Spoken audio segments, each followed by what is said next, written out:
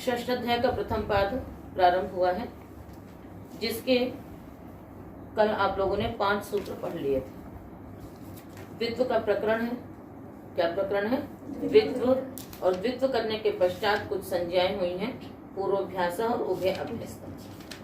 आज सूत्र है चक्षित्यादयः षट्। ये सूत्र भी अभ्यस्त संज्ञा करता है, किंतु कैसी अभ्यस्त संज्ञा करता है? द्वित्व की नहीं। यहाँ पर द्वित्व नहीं होता है, अपितु द्वित्व से पहले ही, द्वित्व के बिना ही क्या हो रही है यहाँ पर? अभ्यस्त संज्ञा का विधान होगा। सूत्र है चक्षित्यादयः षट्। जक्ष अविभक्तिक निर्देश, इत्यादयः प्रथमा का बहुवचन, षट् प्रथमा का। बहुत बढ़िया। षट् प्रथमा का एक वचन कैसा हो जाएगा? षट् मतलब क्या होता है? 6, तो 6 में एक वचन आएगा। षट् भी कहाँ का रूप हो गया? प्रथमा का बहुवचन। इति आदयः येषां ते, इत्यादयः बहुव्रीहि समास हो गया। अर्थ होगा सूत्र का, जक्ष इति धातुः इत्यादयश्च अन्ये षट् धातवः अभ्यस्त संज्ञकाः भवन्ति। जक्ष ये धातु और उसके आगे की 6 अन्य धातुएं मिला करके 7 धातुएं, सबकी क्या होती है? अभ्यस्त संज्ञा होती है। ठीक है, तो धातुएं कौन कौन सी आपकी? जक्ष, हाँ, आगे जागरी, निद्राक्षये, दुर्गतौ, चकास्त्रि दीप्तौ, शासनुशिष्टौ, दीधिं दीप्तिदेवनयो, वेदिं वेदिनातुल्ये। इन सबकी अभ्यस्त संज्ञा होगी। अभ्यस्त संज्ञा का लाभ क्या है? मुख्य रूप से अदभ्यस्तात् से अभ्यस्त संज्ञक से उत्तर जी को अद आदेश होना। तो उसी प्रकार से उदाहरण दिया आपके, जक्षति, जागृति, दरिद्रति, चकासति, शासति, दीध्यते, वेव्यते और दीध्यत। तो जक्ष कैसे रूप चलेंगे इसके लट लकार में? जक्षिति, जक्षितः, जक्षति। ठीक है, तो रुदादिभ्य सार्वधातु के से क्या हो जाता है? यहाँ पर सार्वधातु के प्रत्यय भी ईट आगम होता है। अस्तु, तो जक्षिति में तो कोई हमें यहाँ पर अभी सिद्धि नहीं कर रहे हैं, हम जक्षति की सिद्धि कर रहे हैं। तो जक्ष धातु है, जक्ष क्या की उद्देश्य जनुनासिक से संज्ञा कर दीजिए। आगे क्या आ गया? झी। शप आएगा, कर्ता उच्च सार्वधातु के परे रहते, तो जक्ष शप झी। फिर ये अदादिगण की धातु है, क्योंकि इसलिए अधिक प्रवृत्तिभ्य शपा से शप पर क्या हो जाएगा? लुक हो जाएगा। तो रखिए जक्ष झी। यहाँ पर झोंता से अंतादेश की प्राप्ति हुई, तभी यहाँ पर सूत्र लगेगा अदभ्यस्तात्, कि अभ्यस्त से उत्तर है ना, जी को अद आदेश होता है। प्रत्यय के आदि जकार को अद आदेश होगा। तो अभ्यस्त कैसे है ये? जक्षित्यादयः षट्। जक्ष धातु की अभ्यस्त संज्ञा हो गई। जी को क्या हो गया? जी के आदि जकार को अद हुआ, ई उसमें मिल गया, तो जक्ष अति जक्षति। ठीक है, इसी प्रकार से और क्या है? जागृति, जागृ निद्राक्षय धातु है। जागर्ति, जागृतः, जागृति। तो जागृ आगे जी, जी को अतादेश हुआ, अभ्यस्त से उत्तर यणादेश कर लेंगे, जागृति, जागृति। इसी प्रकार से है दरिद्रति, दरिद्रा, दुर्गतौ, फिर दरिद्रा आगे, दरिद्रा आगे जी, और उसके पश्चात जी को क्या हो जाएगा? जी को क्या हो जाएगा? अत आदेश होगा। और फिर उसके बाद आकार का लोप किससे होगा? स्नाभ्यस्तयोरातः। स्ना तथा अभ्यस्त के अंग के आकार का लोप होता है। तो दरिद्रा की आपने अभ्यस्त संज्ञा की, तो आकार का क्या हो गया? लोप हो गया।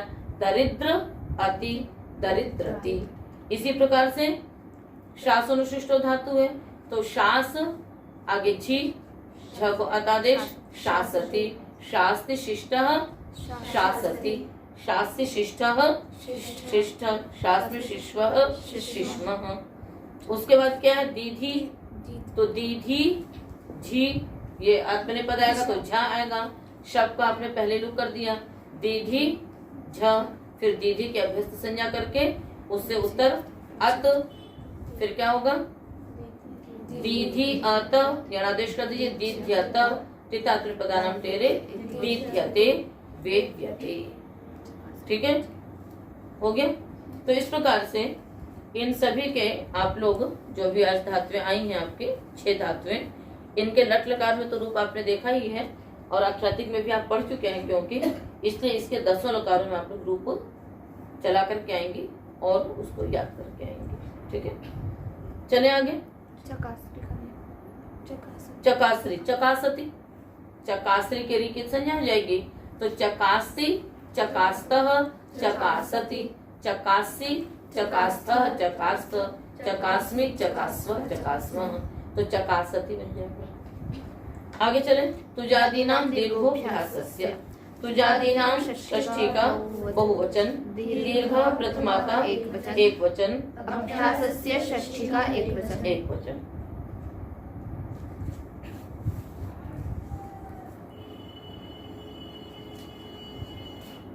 यहाँ पर एक बात और थी आपको बतानी थी, इसमें दीध्यते में है ना, अभी हम तुजादी नाम में आ गए। दीध्यते में एक बात ये कहनी थी कि अभ्यस्त संज्ञा का प्रयोजन आपने सामान्य रूप से क्या लिया, अदभ्यस्तात् से अथ होना। तो जो दीध्यते धातु है, दीधी धातु थी आपकी, ठीक है, दीधी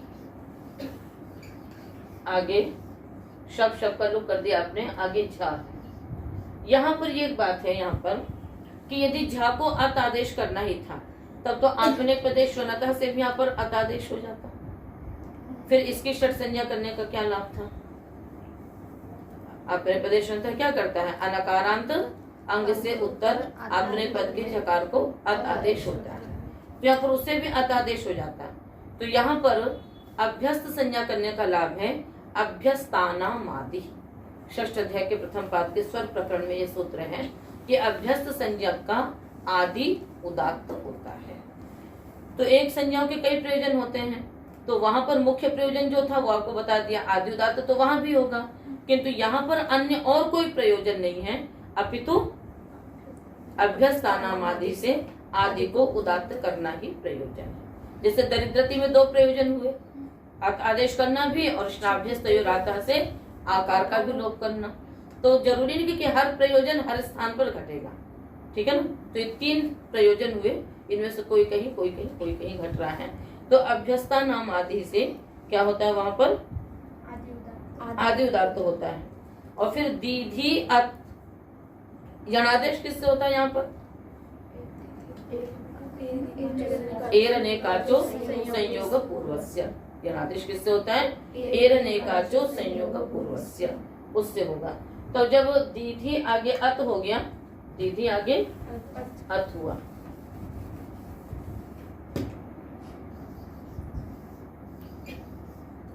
दीधी अत, ठीक है। फिर अपने अभ्यस्त के आदि को उदात्त किया तो ये उदात्त हो गया, शेष अनुदात्त हुए, उसका तो इसको अनादेश हो गया तो इसका अनुदात्त समाप्त हो गया, और यह उसमें मिल गया, है ना। तो आदिध्य अत, उसके बाद फिर दीध्यत, प्रधान प्रेरक लग जाएगा। उदात्त सूत्र अनुदात्त को स्वरित स्वरित से उत्तर एक श्रुति होकर के आपका ये स्वरित स्वर होगा, ये एक श्रुति में, ठीक है ना। तो दीध्यते, इसी प्रकार से वेव्यते, इसको ध्यान में रखना।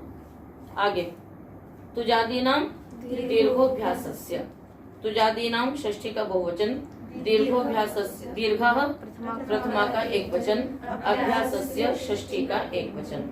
तुज आदिर येषां ते तुजादयः। यहाँ पर जो आदि शब्द है वो प्रकारवाची है। आदि शब्द के 2 अर्थ होते हैं, एक व्यवस्था और एक प्रकार। तो जैसे सर्वादि इत्यादि में जो आदि शब्द है वो व्यवस्थावाची है, कि सर्व आदि में है जिसके वो सर्वादि, ये व्यवस्था हो गई। और तुज के समान प्रकार अर्थ हो गया। तो आदि तुजादि नाम में आदि शब्द प्रकार अर्थ में है। अर्थ है सूत्र का, तुजादी नाम धातु नाम अभ्यासस्य दीर्घो भवति। तो तुजादी नाम से क्या लेंगे, तुज प्रकारकाणाम धातु नाम अभ्यासस्य दीर्घो भवति। तो तुज प्रकार मतलब कि जैसे तुज में दीर्घ होता है, उसी प्रकार से अन्य भी कुछ ऐसी धातुएं हैं जिनके अभ्यास को दीर्घ होता है। अब उनमें वहां के अभ्यास प्रकरण से दीर्घ नहीं होगा, बस ये कुछ ऐसी धातुएं परिगणित है। उदाहरण में है जैसे तू जानह, है ना, क्या है, तू जानह। तो तू जानह का अर्थ क्या है पता है ना, शीघ्रता से इसे भरो, तू जानह। मामहानः, तो तू जानह में क्या सिद्धि होगी, क्या प्रत्यय समझ में आ रहा है बताइए।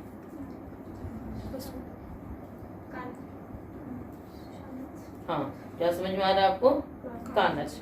कैसे होगा, पहले आप इसमें छंद से लिट से लिट करोगे, क्या करोगे, छंद से लिट से लिट करेंगे, तो तुझ आगे लिट, फिर लिटा कानजवा से उसको क्या कर देंगे, कानच कर देंगे, उसमें क्या कर देंगे, कानच कर देंगे। तो तुझ आगे कानच, ठीक है। फिर अपने कानच को क्या मान लिया, लिठी माना, स्थानीय विधा विधा उसे, तो उसको मान करके लिटी धातु अनभ्यास से आपने द्वित्व कर दिया। तो तुझ आन, तो तुझ आन। अब अभ्यास को दीर्घ का तो कहीं विधान नहीं है, यंग लुक में या यंग में विधान है, किंतु यहाँ पर भी क्या हो गया, तुजादी नाम दीर्घोभ्यास से तुजादियों के अभ्यास को दीर्घ हो गया, तो क्या बन गया, तू तुझ आन, तू जानह, ठीक है। ऐसी मामहान, मह पूजायाम, तो मह ये भी उसी प्रकार से बनेगा, लिट आएगा, लिट के स्थान पे कानच, फिर आपने क्या कर दिया, द्वित्व करके मह मह मह, इसी से आपने दीर्घ कर दिया, मामहान। और क्या है, तो एक तो ये हो गए, उसी के साथ साथ आपका है अनड्वान दाधान, अनड्वान दाधान। दाधान की सिद्धि कैसे होगी, दुधाएं धातु लीजिए, क्या धातु लेंगी, दुधाएं, फिर धा, लिट कानच, धा धा, पूर्वाभ्यास ह्रस्व, धा धा, अभ्यास चर्च, द धा, फिर इससे दीर्घ कर दिया, तो क्या बन गया, दाधान, अनड्वान दाधान। और स दाधार पृथ्वी, तो दाधार कैसे दीर्घ हो गया, इसी से हुआ, धृ धातु से आपने द्वित्व इत्यादि किया, वृद्धि कर ली, फिर क्या बन गया, धर धार, फिर अभ्यास चर्चा, द धार, इससे क्या हो गया, दीर्घ हो गया, क्या बन जाएगा, दाधार। और उदाहरण, तू ताव, तू ताव में क्या धातु होगी, स्टुई होगी, तो सा कहाँ जाएगा, तब तो तुष्टाव बनेगा ना बच्चों, तब क्या बनेगा, तुष्टाव बनेगा, है ना। तो यहाँ पर तू धातु है, क्या है धातु, तू धातु है, तो तू धातु से बना तूणल वृद्धि, है ना। तो और फिर तू ताव, और मीमाय, मीमाय, मीमाय में क्या धातु है, हाँ, जैसे मांग माने हो जाएगा,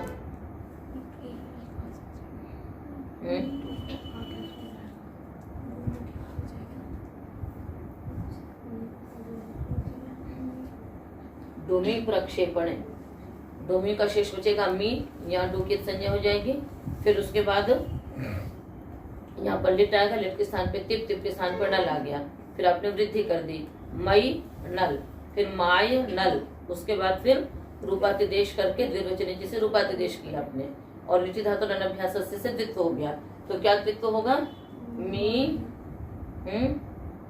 मी माय अ, ठीक है। और फिर उसके बाद मी को दीर्घ कर देंगे, तो मी माय। ऐसे तू ताव में भी वही करोगे, पहले वृद्धि करोगे, उसके बाद फिर रूपातिदेश करके द्वित्व करेंगे, तो तू ताव अ, इस प्रकार से कार्य। तो ये इस प्रकार के, ये तो यहाँ पर कुछ उदाहरण दे दिए हैं।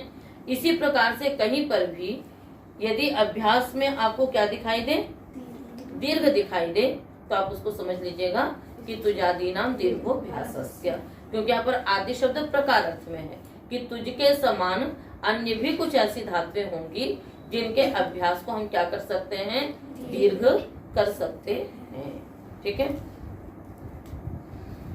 अगला सूत्र, लिटि धातु अनभ्यासस्य, लिटि सप्तमी का एक वचन, धातु हो षष्ठी का एक वचन, अनभ्यासस्य षष्ठी का एक वचन, ठीक है। न अभ्यास अनभ्यास तस्य अनभ्यासस्य, अर्थ करिए सूत्र का, लिटि परतः अनभ्यासस्य धातोः प्रथमस्य एकाचः द्वे भवतः अजादेः द्वितीयस्य एकाचः द्वे भवतः। ठीक है, थोड़ा सा अर्थ में हम लोग परिवर्तन करेंगे। यहाँ पर धातु में अवयव षष्ठी, तो अर्थ होगा सूत्र का लिटि परतः धातोः अवयवस्य अनभ्यासस्य, धातोः अवयवस्य अनभ्यासस्य प्रथमस्य एकाचः द्वे भवतः अजादेः द्वितीयस्य एकाचः द्वे भवतः। कहते लिट परे हो तो धातु के अवयव अनभ्यास जो प्रथम एकाच उसको द्वित्व होगा, यदि अजादी होगा तो द्वितीय एकाच को होगा। तो धातु का अवयव इन्होंने इसलिए लगा दिया कि यदि कहीं पर दो अच वाली धातुएं होंगी तो वहां पर क्या करेंगे, इसलिए कह दिया कि धातु के अवयव जो अनभ्यास प्रथम एकाच। अनभ्यास क्यों लगाया? हाँ, अभ्यास संज्ञा कब हो सकती थी? द्वित्व, यानी पहले उसको द्वित्व नहीं होना चाहिए, पहले उसको द्वित्व नहीं होना चाहिए, तो इसलिए आगे अनभ्यास से सब जगह लगता है। यानी एक बार ही द्वित्व हो सकता है, दोबारा उसको द्वित्व नहीं हो सकता है। उदाहरण में देखिए आप, पपाच पपाठ प्रोरणु नाव। पपाच पपाठ की तो सिद्धियों में कुछ विशेष नहीं है, प्रोरणु नाव की सिद्धि करते हैं। प्रोरणु नाव में क्या धातु है बताएंगे? प्र उपसर्ग और ऊर्णु आच्छादन धातु है। उसके बाद आपने क्या किया? लिट, लिट के स्थान पे किट, किट के स्थान पे नल, नल का क्या शेष बचा? अ। अब आपने इसको क्या कर लिया? वृद्धि कर ली। क्या कर लिया इसको? वृद्धि की। वृद्धि करने के बाद क्या वृद्धि हो जाएगी?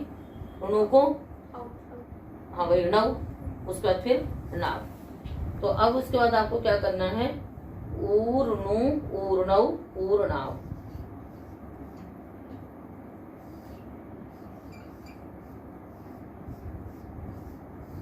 अब यहाँ पर लिटि धातु अभ्यास से लगाएंगे। लिट के परे रहते धातु का अवयव है ना, तो धातु का अवयव क्या है? ये अनभ्यास भी है, ठीक है। यदि प्रथम एकाच होगा, हलादी होगी तो प्रथम एकाच को, और ये क्या है? द्वितीय एकाच, ये आजादी है, इसलिए इसके द्वितीय एकाच को द्वित्व होगा। तो क्या द्वित्व होगा बताइए? द्विर्वचनीय से रूपाधिदेश कर देंगे, तो क्या द्वित्व होगा? नु नाव। क्या द्वित्व होगा? नु नाव या णु नाव। अच्छा, यहाँ पर देखो र है ना, तो नंद्रा संयोग आदि लग गया, इस संयोग के आदि रेप को भी छोड़ दिया गया। अब णु नाव द्वित्व होगा कि नु नाव द्वित्व होगा? णा या ना? णा नहीं होगा। णा क्यों होता है? उसको रेप सूत्र होने के कारण से आपने जब रेप को छोड़ दिया तो जो द्वित्व होगा वो क्या होगा? नु नाव होगा। क्या होगा द्वित्व? नु नाव, ठीक है। प्र ऊर आपका छुट जाएगा, नु नाव। अब उसके बाद से जब हम इसको ऊर इसमें मिला देंगे तब क्या हो जाएगा? तब फिर रेप सूत्र नत्व हो जाएगा। यदि आप णु द्वित्व कर दोगे तो क्या हानि होगी पता है? बाद वाले में भी णा सुनाई देगा, क्योंकि णा को ना करने का कोई सूत्र नहीं, ना को तो हम ना कर सकते हैं, बात समझ में आई? इसलिए अब क्या द्वित्व करेंगे? नु नाव द्वित्व करेंगे, णु नाव द्वित्व नहीं करेंगे। यदि णु नाव द्वित्व करेंगे तो आपको फिर प्रोरणु नाव ऐसा रूप बनेगा। हमने क्या रूप बनाया है? प्रोरणु नाव। तो रेप सूत्र जो ना उसको तो नत्व हो जाएगा, बाद वाले को नहीं होगा। तो प्र आगे उ, आगुण से गुण हो गया इन दोनों को, तो क्या बन गया? प्रोर न को ना हो गया, प्रोरणु नाव बन गया। तो बस यहाँ पर यही है, इन्होंने एक ऐसे भी उदाहरण दे दिया जो कि अजादी, ठीक है ना। तो प्रोरणु नाव। आगे चले, संयमोह। संयमोह षष्ठी का द्विवचन, संचयं चेति संयमौ तयोः संयमोह। अनुवृत्तियां उसी प्रकार से हैं। सन्नन्तस्य यङन्तस्य च अनभ्यासस्य धातोः अवयवस्य प्रथमस्य एकाचः अजादेः द्वितीयस्य एकाचः द्वित्वं भवति, है ना, द्वे भवतः। अब आपको याद रखना चाहिए कि धातु में अवयव षष्ठी है, तो आपको उसी हिसाब से अर्थ करने होंगे, ठीक है ना।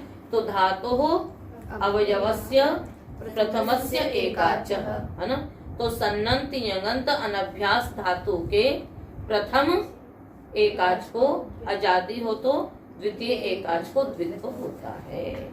उदाहरण आपने कल भी पढ़े थे, पिपक्षति, पिपतिशति, अरिरिशति, उन्दिदिशति।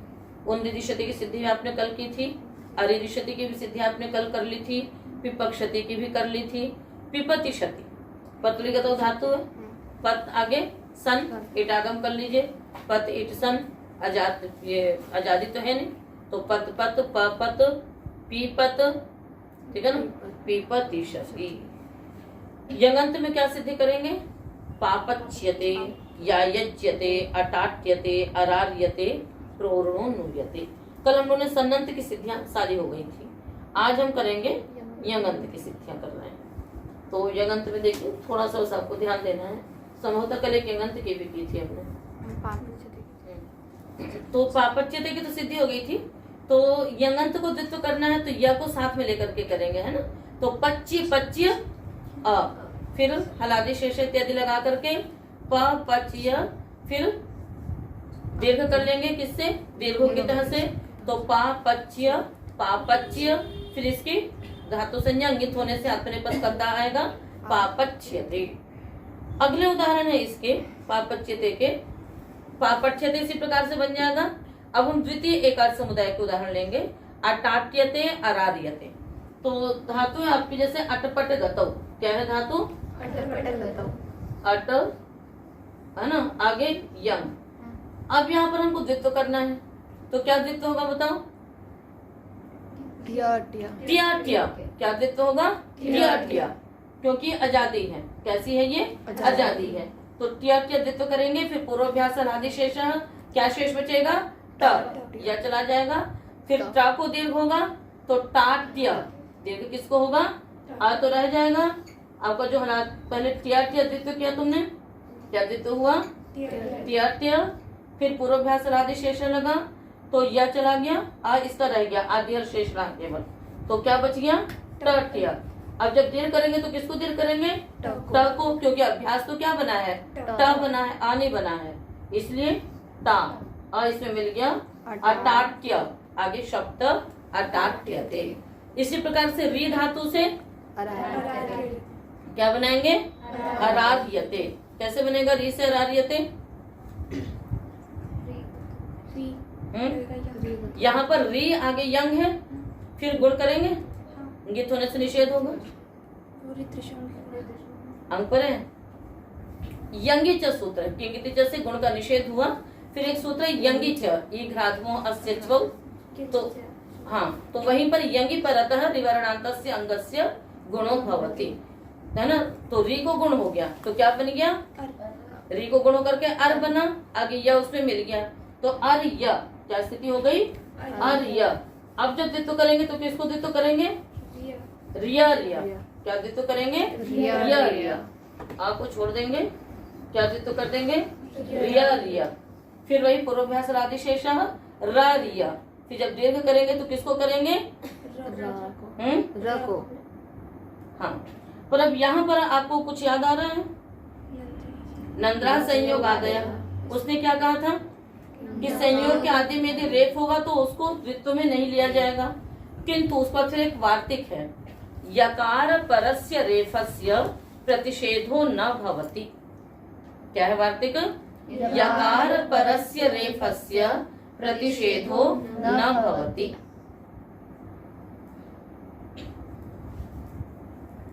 यकार परे है जिस रेफ से, यदि उस रेफ के परे यकार है तो उसके द्वित्व का प्रतिषेध नहीं होगा। तो यहाँ प्रतिषेध नहीं हुआ तो क्या बन गया, रिय रिय द्वित्व हो गया। फिर रिय अरार्य अरार्यते,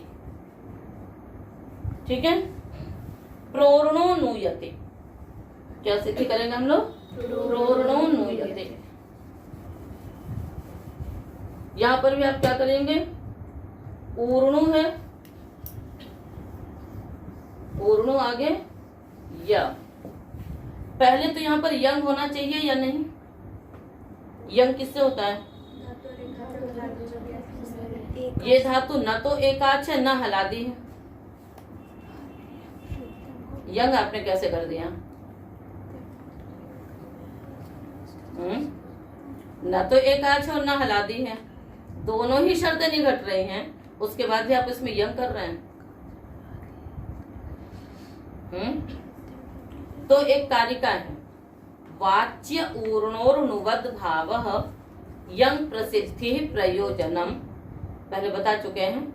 आमश्च प्रतिषेधार्थम एकाचष्टे डुपग्रहात्, है ना, आख्यातिक में आया हो। वाच्य ऊर्णोर्नुवद भावः, ऊर्णु को नुवद भाव कह दिया जाना चाहिए। तो हमने ऊर्णु को क्या मान लिया? नु मान लिया। अब जब नु मान लिया तो कैसी हो गई धातु? हलादी भी हो गई, एकाच भी हो गई।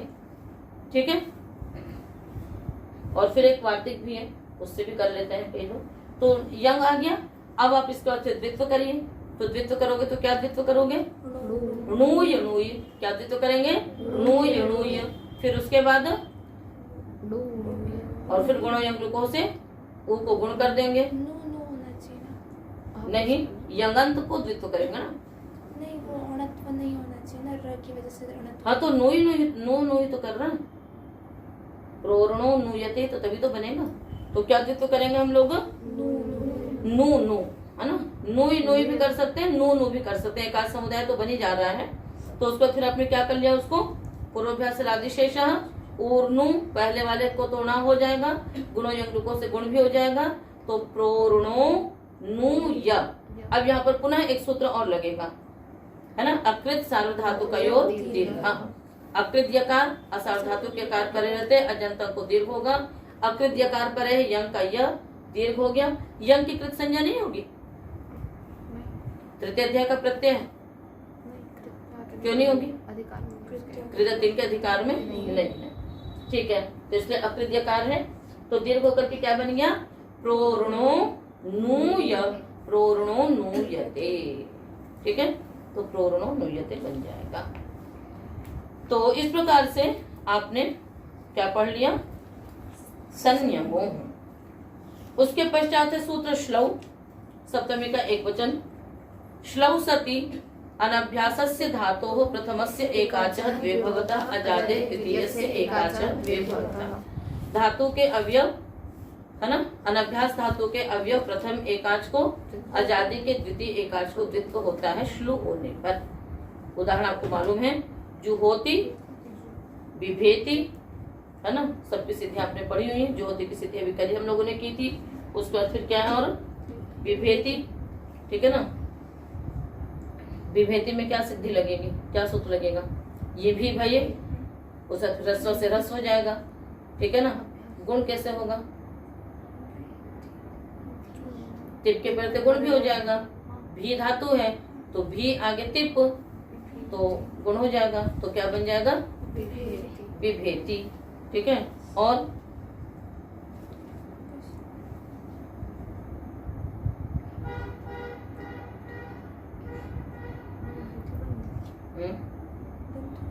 बन गया, ऐसे बन जाएगा। जो इत्यादिगण नहीं पढ़े थे भैया आख्यातिक में, क्यों? कहाँ तक गया था आख्यातिक? अभी कहाँ तक गया है? अदादिगण की गई है। चलिए, इसमें एक सूत्र और लगता है। ऐसे आपको सामान्य रूप से यही अभ्यास में है कि क्या होता है? विभेति, है ना। यहाँ पर एक सूत्र लगता है, शायद आप लोगों ने सूत्र पढ़ा होगा। अच्छा नहीं, ठीक है, विभेति बन गया। और जिह्रेति में क्या धातु होगी?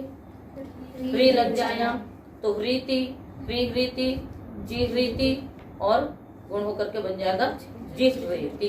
तो विभेति, जिह्रेति।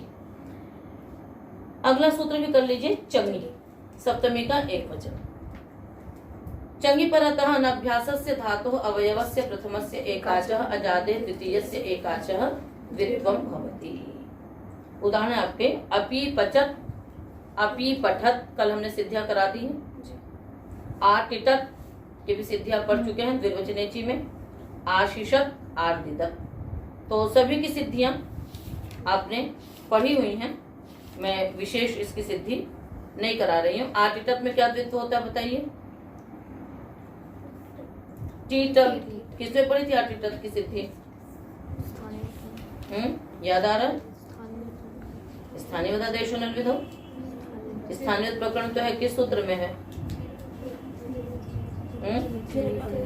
द्विर्वचनी, ठीक है ना। तो आटिटक घूमा, टीटा द्वित्व किया था हमने उसमें, ठीक है, निकाल करके देखिएगा, ठीक है। और आर्दिदत में क्या द्वित्व करेंगे? रेफ को छोड़ देंगे, दीदर द्वित्व करेंगे, अश में शीशा द्वित्व करेंगे, और अपी पचत की सिद्धि तो हम लोगों ने कल ही पूरी की है, इसलिए आज हम इसकी सिद्धियां नहीं कर रहे हैं और आपका जो द्वित्व प्रकरण है वो समाप्त होता है। तो आज का पाठ इतना ही रखेंगे, शेष कर